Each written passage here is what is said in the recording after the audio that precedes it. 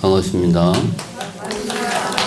오늘은 얼마 전에 얼마 전에 아니고 좀 됐는데 어떤 분하고 이야기를 하다 보니까 그분이 이제 이런 이야기를 했습니다. 불교는 뭔 이야기만 하면은 괴롭다, 고다 막 이러고, 교회는 가면 뭐 말만 꺼내면 감사합니다 막 그런데요. 말만 하면 다 그냥 감사 뭐 막 그런답니다. 그런다고 이제 저한테 말을 하더라고요. 왜 불교는 그렇게 말끝마다 고고 막 그러냐고 이제 그런 이야기를 하길래 마침 생각이 나가지고 우리가 잘 아는 부처님 말씀 중에 이제 안수정등 이야기가 있습니다. 사람이 우물 속에 빠져가지고 그 나무 뿌리에 매달려 있는데 밑에는 용이 있고 양옆에서는 네 마리 독사가 있고 근데 위에서 꿀이 똑똑 떨어지고 그런 이야기 이제 들어보셨을 겁니다. 그게 이제 안수정등 이야기입니다. 안은 이제 언덕, 절벽 그런 뜻이 우리 차안, 피안할 때 그 안자, 수는 나무, 수. 절벽에 나무, 정등, 우물 정자에 등은 이제 등나무, 칡능꿀. 안수정등 이야기가 워낙 유명하다 보니까 대부분 다 알고 있습니다. 심지어 불자가 아니더라도 우리가 대충 알고 있는데 정확하게 알 필요가 있다. 아마추어와 프로의 차이는 다른 게 아닙니다. 아마추어는 대충 하고 그래서 항상 2%가 부족한 게 아마추어고, 프로는 정확하고 꼼꼼하게 100%를 다 채우는 게 프로입니다. 여기 안수정등 이야기는 경전에 이제 불설비유경이라고 하는 경전에 나와 있습니다. 이 경전이 아주 짧아요. 그래서 오늘은 우리들이 너무 잘 알기 때문에 간과하고 넘어가고 있는 안수정등 이야기를 통해 가지고 인생이라는 게 뭐냐, 부처님 표현에 빌리면은 생사의 맛, 인생의 맛이 어떤 거냐 하는 것을 한번 이야기해 볼까 합니다. 불설비유경은 의정 스님이 이제 한문으로 번역을 했습니다. 제가 경전이 짧기 때문에 읽으면서 간단한 설명이 있는 부분에 설명을 하도록 하겠습니다. 이와 같이 나는 들었다. 어느 때 바가바께서는 신라벌성의 서다림 기수급 고도곤에 계셨다. 이때 세종께서는 대중 가운데서 성광왕에게 말씀하셨다. 이 바가바는 세존을 이야기하는 겁니다. 번역하면 세존이고, 바가바는 이제 소리 나는 대로 한문으로 바꿔서 쓸 경우에 이제 이렇게 바가바라고도 하고 박가범이라고도 하고 이렇게 표현합니다. 그냥 세존을 이야기하는 거다. 이거는 이제 부처님만 이야기하는 게 아니고 인도 이제 부처님 당시에 모든 종교에서 그 종교의 성인, 아주 훌륭하신 분, 깨친 분을 바가바라고 한다. 그렇게 이거는 알고 계시고, 신라벌성은 이제 사위성이고요. 서다림이라는 것은 기수급 고도곤이 있는 수비름이 이제 서다림이죠.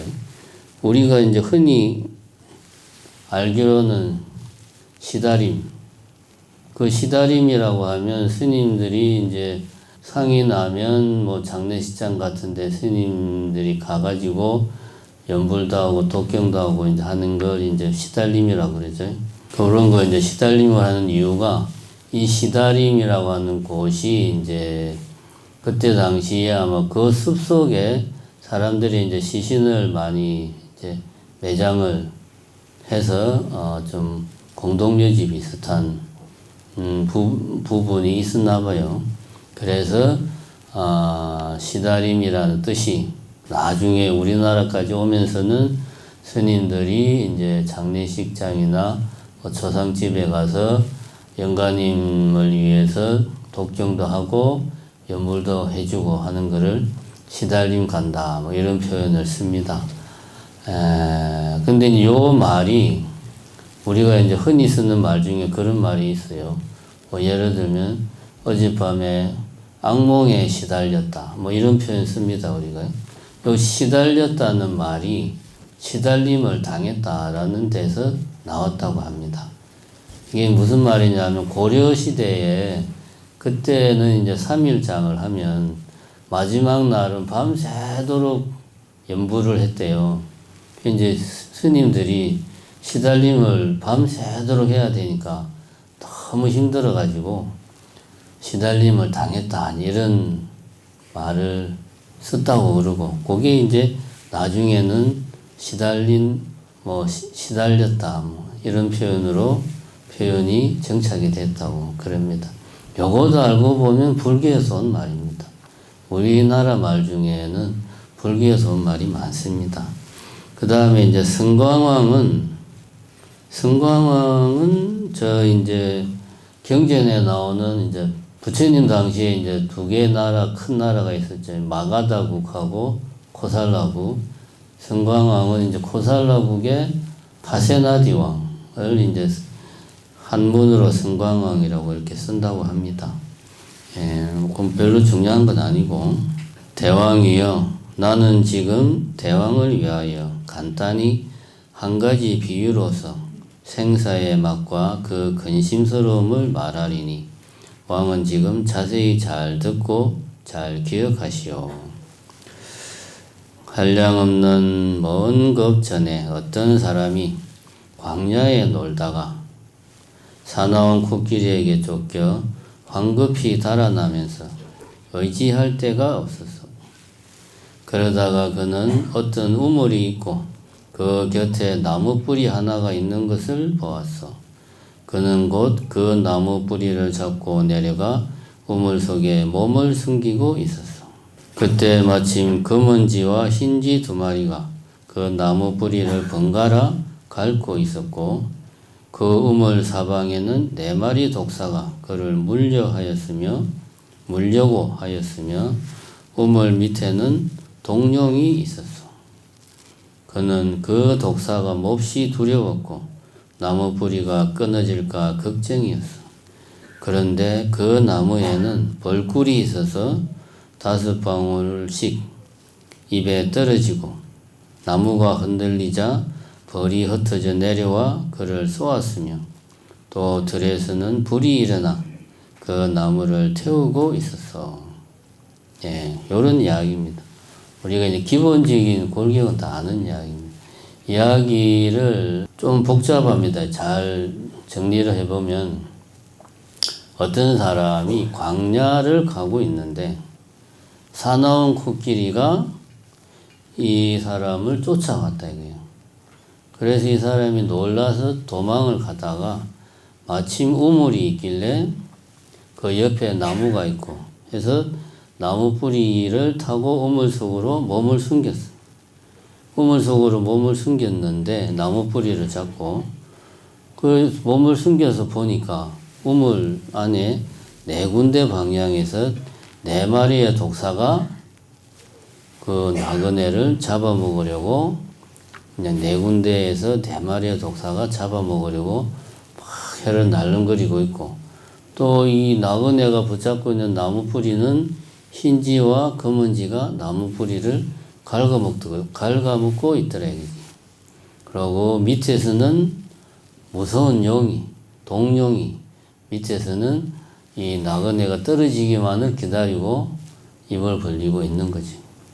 이런 상황인데 나무에서 벌꿀이 5방울씩 나그네 입 속으로 똑똑똑 떨어진다. 거기다가 이 나무 뿌리가 흔들리면은 벌이 와가지고 나그네를 쏘더라 이거지. 이런 상황에서 나그네는 나무 뿌리가 끊어질까, 자기 발 밑에 있는 동룡이 자기를 잡아먹을까 걱정을 하고 있는 와중에 꿀이 똑똑 떨어지니까 꿀맛에 취해 있더라.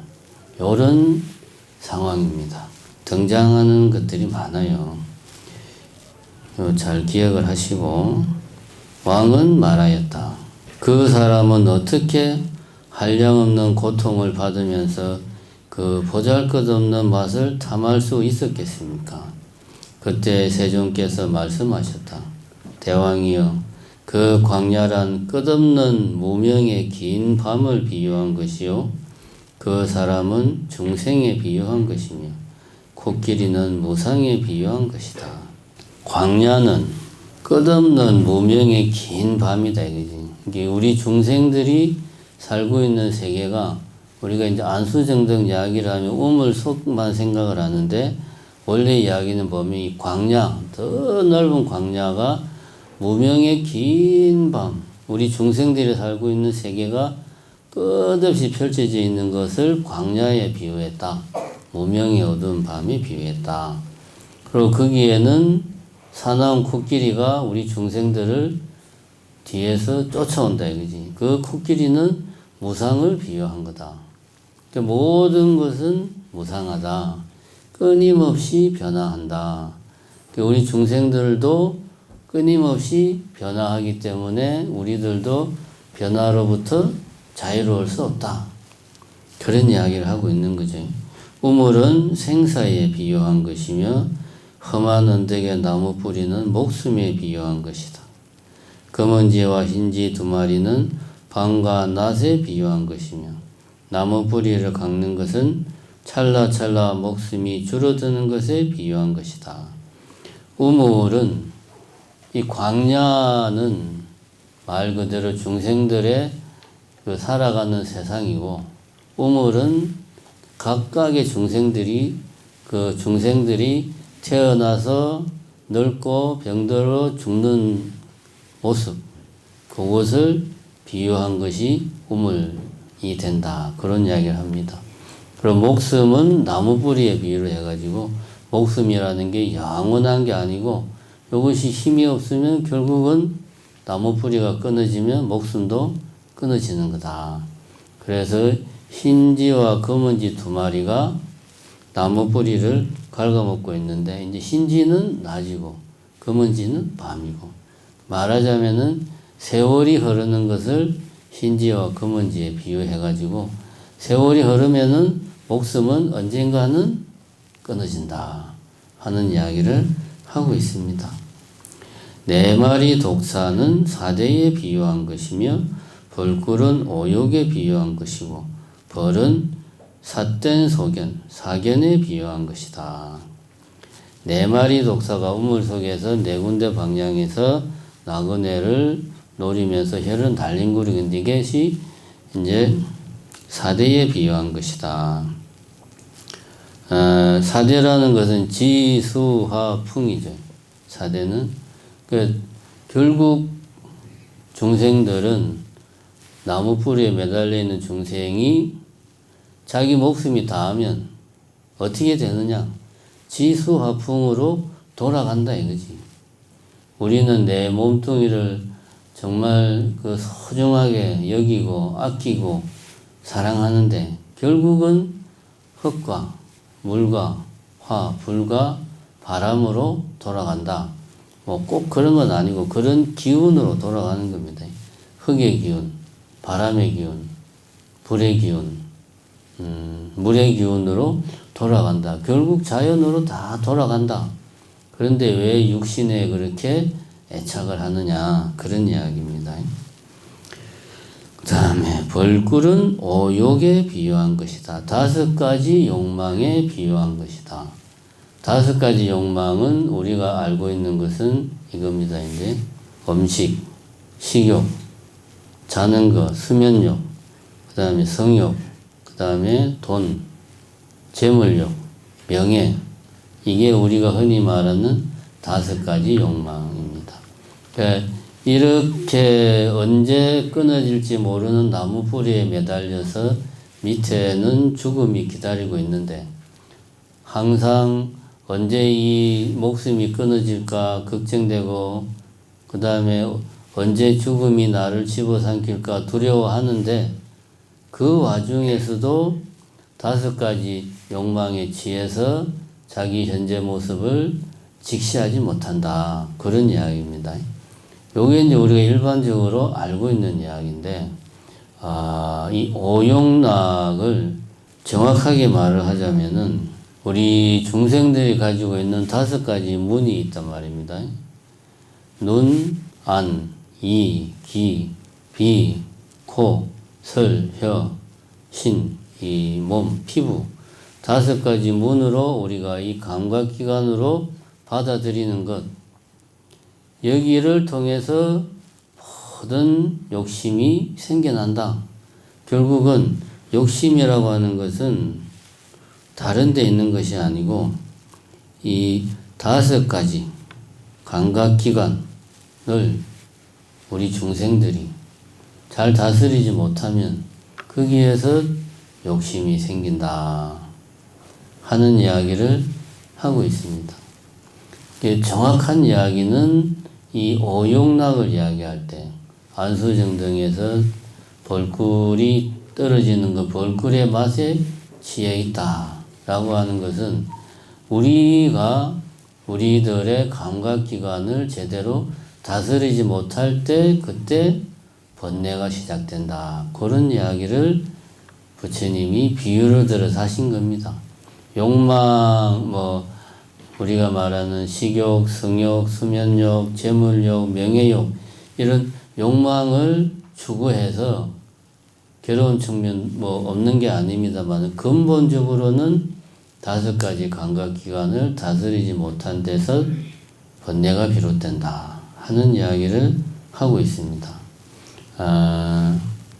그 다음에 이제 이 벌이 와서 쏘는 거는 삿된 소견, 잘못된 생각을 이야기하고 있습니다. 요 잘못된 생각은 벌이 쏘는 거고 오욕락은 벌꿀이에요. 2개가 다르지가 않아요. 어쨌든 벌에서 나온 거란 말이에요. 이 말은 무슨 말인가 하면 삿된 소견이 어디서 오느냐.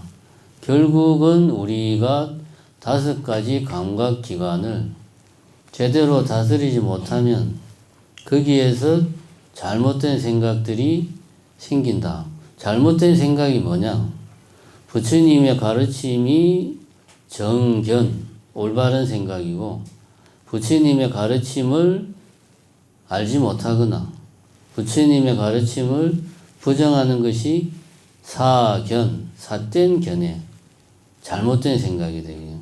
부처님의 가르침의 핵심이 뭡니까? 연기법이 되겠지. 연기법을 모르거나 연기법을 부정하는 게 잘못된 생각이에요. 연기법이라고 말하면은 말이 좀 어려운 것 같아. 쉽게 말하면 뭡니까? 업보를 부정하는 거예요. 인과응보를 부정하는 겁니다. 부처님 말씀의 핵심은 연기법이고 연기법을 쉽게 말하면은 인과응보란 말이에요. 내가 좋은 행동을 하면 나한테 좋은 과보가 따르고 내가 나쁜 행동을 하면 나한테 나쁜 과보가 뒤따른다. 인과응보. 이거죠. 이거를 부정하는 거예요. 이게 사텐소견입니다. 이런 생각이 어디에서 나오느냐? 평소에 내가 보고 듣고 맛보고 냄새 맡고 피부로 감촉하는 것을 제대로 다스리지 못할 때 내 안에서 이런 잘못된 생각들이 일어난다. 그러면은 올바른 생각, 연기법에 따라서 사는 것. 그렇게 살려면 어떻게 해야 되냐? 5가지 감각기관을 내가 잘 다스려야 돼. 다른 거 아닙니다. 그 이야기를 하고 있습니다. 불은 늙음과 병에 비유한 것이요. 동룡은 죽음에 비유한 것이요. 그러므로 대왕은 알아야 하오. 생로병사는 참으로 두려워해야 할 것이니 언제나 그것을 명심하고 오욕에 사로잡히지 않아야 하오. 그러니까 광야의 넓은 들판에는 사나운 코끼리가 중생들을 쫓아오고 또 그 들판에는 들불이 일어나서 온 사방에 들불이 막 나 있다 이거예요. 이 들불은 늙음과 병듦을 말하는 거다. 그리고 우물 밑에 있는 동룡은 죽음을 말하는 거다. 그러면 이렇게 됩니다. 중생들은 무상에 쫓겨가지고 늙음과 죽음이 온 마치 지뢰처럼 산지사방에 깔려있는 광야를 어떻게 피해서 가더라도 우물에 빠지면 거기는 누가 기다리고 있습니까? 죽음이 기다리고 있어요. 중생들은 무상에 쫓겨서 노병사를 피할 수 없어요. 이런 삶을 끝없이 반복한다. 안수정등 이야기는 우물만 나오니까 우리가 넓은 광야를 생각을 못 하는데 넓은 광야에 이런 우물이 하나만 있는 게 아니죠. 무수히 많은 우물이 있어요. 그 무수히 많은 우물 속에서 중생들이 아까 말한 이런 벌꿀 떨어지는 벌꿀의 맛에 취해서 나무뿌리에 매달려서 있는 겁니다. 그러다가 죽으면 또 광야에서 막 코끼리를 피해서 도망가다가 우물에 빠져가지고 또 꿀 똑똑 꿀 먹다가 또 떨어져서 죽고 평생 그렇게 윤회의 수레바퀴에서 헤맨다. 그 윤회의 수레바퀴가 굴러가는 곳이 바로 이 광야죠. 무명의 길고도 긴 밤. 이렇게 우리는 이 이야기를 볼 때 우리가 명심해야 될 게 중생들의 삶이 한 생에서만 끝나는 게 아니다. 중생들의 삶은 내가 무명을 깨치지를 못하면은 윤회에서 벗어나지를 못하는데 이걸 우리가 모르면은 이번 생으로 모든 게 끝난다고 생각한다는 거지. 이렇게 생각하면 안 된다. 그 이야기를 여기서 부처님이 하고 계시는 겁니다. 지금 당장 내 입안으로 떨어지는 벌꿀의 맛에 취해가지고 네가 또 다음 생, 또 그 다음 생 똑같은 고통을 당할 거라는 걸 잊어서는 안 된다. 그런 이야기를 하고 있습니다. 그리고 세존께서는 다시 다음 개송으로 말씀하셨다. 넓은 들판은 무명의 길이요. 달리는 사람은 범부에 비유며 큰 코끼리는 무상에 비유요. 우물은 생사에 비유니라. 우리 중생들의 삶은 끝없이 숱한 생을 반복하면서 무상에 쫓겨다닌다. 그런 이야기입니다. 왜? 우리가 이 무명의 넓은 벌판을 벗어나지 못하면 그래서 어떤 지혜로운 숲으로 저 피안으로 가지 못하면 우리는 끝없이 무명의 들판에서 무상에 쫓겨서 생사의 우물에 빠져가지고 죽고 또 무명의 들판에서 무상에 쫓겨서 도망가다가 생사의 우물에 빠져가지고 죽고 그걸 끝없이 반복한다는 거예요. 그래서 어서 빨리 이 무명의 들판을 벗어나서 저 찬 피안으로 건너가라. 그런 이야기를 하고 있는 겁니다. 나무 뿌리는 목숨에 비우요. 두 마리 쥐는 밤과 낮에 비우며 뿌리를 깎는 것은 찰나찰나 줄어드는 것이요. 네 마리 뱀은 네 가지 요소 4대이다. 이 이야기는 아까 했습니다. 떨어지는 꿀은 오욕에 비유요. 벌이 쏘는 것은 삿된 소견에 비유며 불은 늙음과 병에 비유요. 사나운 욕은 죽는 고통에 비유다. 시간이 흐르면 흐를수록 흰지와 검은지가 나무 뿌리를 갉아먹으니까 떨어져서 밑에서 기다리고 있는 죽음, 동룡이가 잡아먹히는데 그렇게 매달려 있으면서 첫 번째는 저 나무 뿌리가 끊어질까 하는 걱정, 두 번째는 저 밑에 있는 동룡이 나를 잡아먹으면 어쩌나 하는 두려움, 이걸 평소에 항상 우리가 가지고 있다. 그 이야기를 나무 뿌리에 매달린 중생으로 부처님께서 비유를 든 겁니다. 그런데 그걸 우리가 까먹어요. 내 안에 그런 불안과 걱정과 두려움이 항상 있는데 자꾸 까먹어. 왜 까먹냐? 그게 꼭 그런 마음이 생기려고 하면 꿀이 똑똑똑 떨어져 가지고 꿀맛에 취해서 자기 상황을 다 까먹는다 이거지. 이게 그렇게 하지 말라는 겁니다. 지혜로운 사람이라면 이것을 관찰하여 생의 재미를 즐거움을 곧 싫어하라. 오욕에 집착이 없어야 비로소 해탈한 사람이라 하느니라. 그 지혜로운 사람은 지금 이야기한 이 비유를 항상 마음의 염두에 두고 내가 지금 어디에 있는가 하는 것을 관찰을 해야 된다. 내 5가지 감각기관을 다스리는 것을 게을리해서 내가 지금 어디에 있는지를 모르고 있으면 안 된다. 그걸 모르면 어떻게 되느냐? 끝없이 다음 생에도 무명의 들판을 헤매고 다녀야 된다. 그 이야기입니다. 그렇게 하려면 어떻게 해야 되냐? 오욕에 대한 집착이 없어야 된다. 5가지 문에 대한 집착. 아까도 이야기했지만 여기서 말하는 오욕은 정확하게 말하면 식욕, 성욕, 수면욕, 재물욕, 명예욕을 말하는 게 아닙니다. 이런 것들은 파생되어서 나오는 것이고 눈으로 보고 귀로 듣고 혀로 맛보고 코로 냄새 맡고 피부로 감춰가는 이 감각기관을 내가 제대로 다스리지 못하는 데서 결국은 모든 내가 끝없이 이 무명의 벌판을 헤매는 거다. 이 5가지 감각기관을 잘 다스려야 된다. 근데 이게 쉬운 게 아니에요. 쉬운 게 아닙니다. 우리 여기 있는 보살님들 다 정도의 차이는 있지만 다 얼굴에 이제 뭡니까? 화장을 다 한단 말입니다. 화장을 왜 합니까? 잘 보이고 싶어서 하는 거예요. 그죠? 이건 뭐냐? 보는 감각기관에 내가 다스리지 못하는 거예요. 보는 감각기관을. 남들에게 내가 잘 보이고 싶다. 남들이 나를 어떻게 볼까? 내가 남들이 보기에 나이가 많게 보이면 어쩌지? 이런 것들이 출발이 어디입니까? 보는 것에 내가 끌려 다니는 거예요. 화장을 하지 말라는 이야기는 아니고 이렇게 좀 명심을 하시라는 겁니다.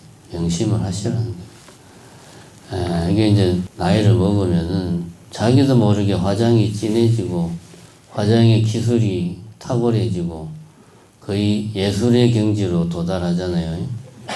그런 걸 저는 탓하고 싶은 생각은 없는데 자기 눈으로 보는 것에 너무 끌려다니지 말자. 우리가 좀 명심할 필요가 있습니다. 그런 이야기를 하고 있습니다. 이 이야기를 부처님이 바로 다음에 하고 있습니다. 무명의 바다에 편한 듯 있으면서 죽음의 왕에게 휘몰리고 있나니 소리와 빛깔을 즐기지 않으면 본부의 자리를 떠나는 줄 알라. 부처님이 이 비유를 말씀을 하시고 결론적으로 하시는 이야기가 바로 이거죠. 소리와 빛깔을 즐기지 마라. 이 이야기가 그 이야기죠. 눈으로 보고 귀로 듣고 혀로 맛보고 코로 냄새 맡고 피부로 감춰가는 것을 즐기지 마라 하는 이야기죠.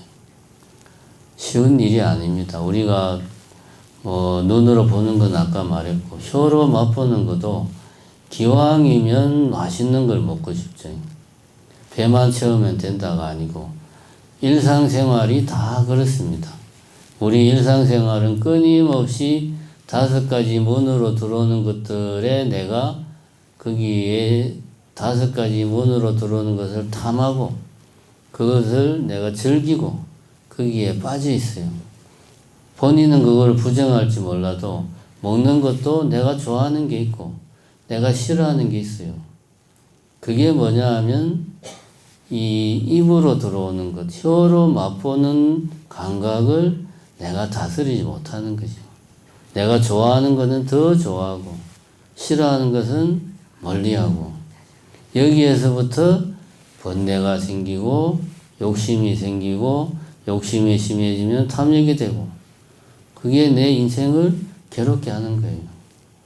그래서 제가 서두에 그런 말을 했습니다. 어떤 분이 불교는 말끝마다 괴롭다 그러는데 뭐가 그렇게 괴롭습니까? 교회 가니까 말끝마다 감사합니다 그러는데 그런 마음으로 사는 게 더 좋은 거 아니냐 이렇게 이야기를 저한테 했는데요. 불교는 수행의 종교다 이겁니다. 수행을 하려면 자기 현실을 직시를 해야 돼요. 현실에 아무 문제가 없으면 수행할 필요가 없습니다. 내 자신을 바꿀 필요가 없어요.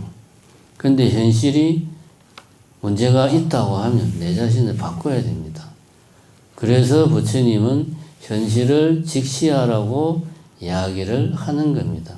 현실의 고통을 순간의 즐거움, 순간의 쾌락으로 지금 현실의 고통을 잊지 마라, 외면하지 마라, 피하지 마라 이겁니다.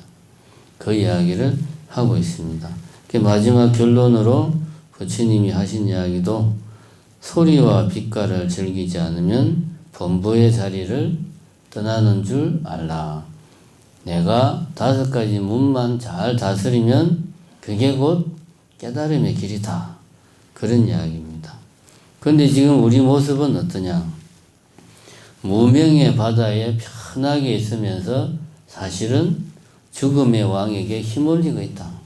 우리가 있는 곳이 사실은 무명의 바다인데, 그리고 우리는 끝없이 죽음의 왕에게 쫓기고 있는데, 그걸 모르고 있으니 얼마나 안타까운 일인가 하는 이야기를 부처님이 하고 계십니다.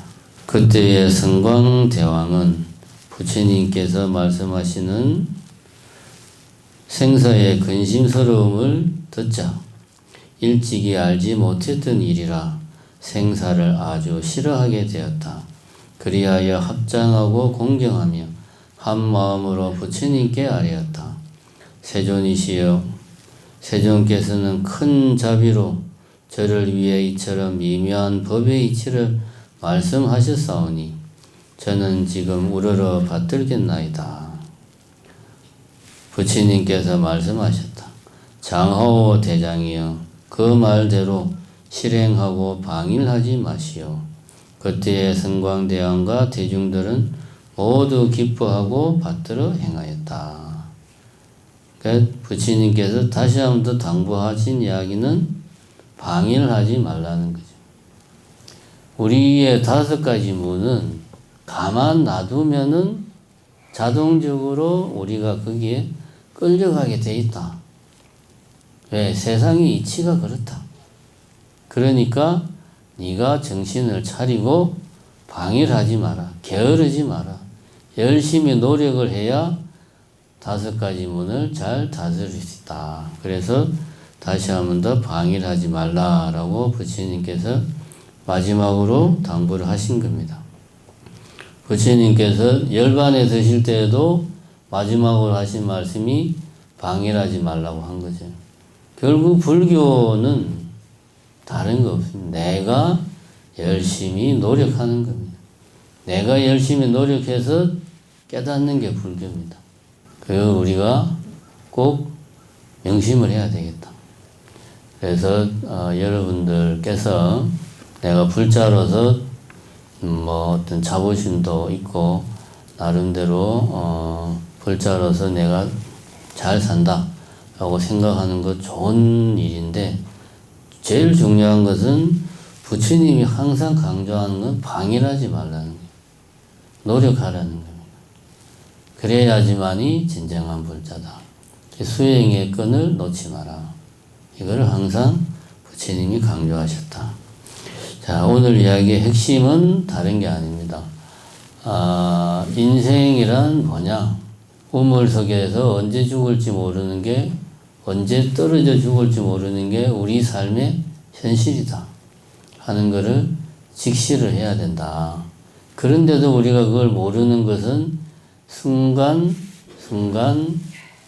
나를 취하게 하는 5가지 문으로 들어오는 것들에 내가 취해 있어가지고 그런 현실을 모르는 거다. 그러니까 5가지 문을 잘 다스리도록 항상 노력을 해야 된다 하는 것이 이 우리가 알고 있는 안수정등 이야기가 가르치는 교훈입니다. 꼭 명심하시고 집에서도 경전을 독경한다든가 기도를 한다든가 명상을 한다든가 사경을 한다든가 하는 것을 절대로 게을리하지 말기를 바랍니다.